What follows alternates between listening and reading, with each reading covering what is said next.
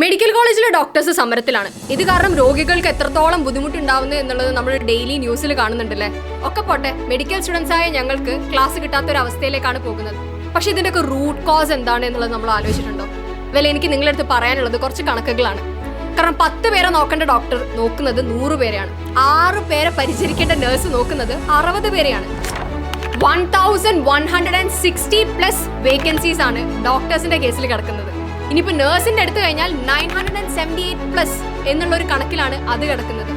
ഇതൊക്കെ എന്തുകൊണ്ടാണ് നികത്താത്തത്? കാരണം എന്താ അറിയോ, ഹെൽത്ത് കെയർ അത്ര ഇൻട്രസ്റ്റിംഗ് ആയിട്ടുള്ള ഒരു ഫീൽഡ് അല്ല. ഇതിൽ നിന്ന് ഗവൺമെന്റിന് പ്രത്യേകിച്ച് ലാഭം കിട്ടാനില്ല. ഇതിപ്പോൾ KSEBയോ KSRTCയോ അല്ലെങ്കിൽ വല്ല ബിവറേജ് റിലേറ്റഡ് ആയിട്ടുള്ള ഇഷ്യൂ ആണെങ്കിൽ ഇതിപ്പം തന്നെ trending number 1 and issue is solved, closed. ഇവിടുത്തെ ലാഭം എന്ന് പറയുന്നത് ഒരു ആളുടെ പുഞ്ചിരിയോ അല്ലെങ്കിൽ ഒരാളുടെ ജീവനോ ആണ്. ഇപ്പം ഒരുപക്ഷെ നിങ്ങൾ ആലോചിക്കുന്നുണ്ടോ, ഡോക്ടേഴ്സ് അല്ലേ സമരം നടത്തുന്നത്, അപ്പോൾ അത് വിജയിച്ചില്ല എങ്കിൽ അവർക്കല്ലേ നഷ്ടം? ഒരിക്കലും ഇല്ല. കാരണം എന്നെയും നിങ്ങളെപ്പോലെയുള്ള സാധാരണക്കാരാണ് ഇതിന് ഇരയാവാൻ പോകുന്നത്. എങ്ങനെയെന്നല്ലേ? കാരണം കോർപ്പറേറ്റ് കമ്പനീസ് ലൈക്ക് KKR, അതേപോലെ തന്നെ ബ്ലാക്ക് സ്റ്റോൺ, ഇവരൊക്കെ 10,000 കോടിന് മേലെ നമ്മുടെ ഈ കൊച്ചു കേരളത്തിൽ ഇൻവെസ്റ്റ് ചെയ്ത് കഴിഞ്ഞു. ഉറപ്പായിട്ടും റിട്ടേൺസ് പ്രതീക്ഷിച്ചിട്ടാണ് ഇൻവെസ്റ്റ് ചെയ്തത്. എങ്ങനെ റിട്ടേൺസ് കിട്ടാൻ പോകുന്നത്?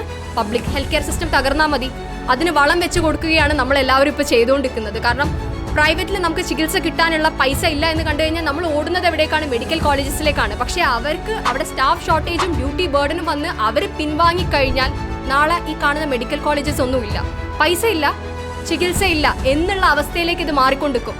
നല്ലൊരു നാളേക്ക് വേണ്ടിയിട്ടുള്ള ഒരു സമരമാണിത്. അപ്പോൾ നിങ്ങൾ കൂടെ നിൽക്കുകയാണ് വേണ്ടത്. കാരണം ഇത് ഒരു ഡോക്ടറിൻ്റെ ആവശ്യമല്ല, ഇത് നമ്മളുടെ ആവശ്യമാണ്, ഇത് നമ്മുടെ അവകാശമാണ്. Raise your voice before it's too late. This is Radhika Diju, medical student, Calicut Medical College.